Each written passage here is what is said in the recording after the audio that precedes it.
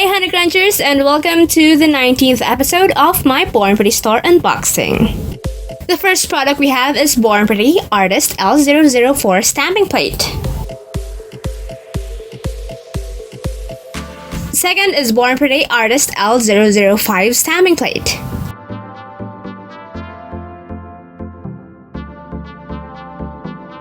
Third is a pink stamping polish called Cherry Blossoms.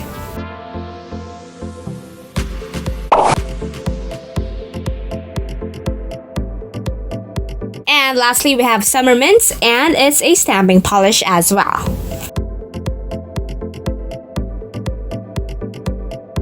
Which of these items sent to me by BornPrettyStore would you like me to review first? Leave your comments below. I want to thank BornPrettyStore for sending me all of these items. If you enjoyed today's video, don't forget to hit like, share, and subscribe. And that's it for today, you guys. Thank you so much for watching, and I'll see you on my next video. Bye!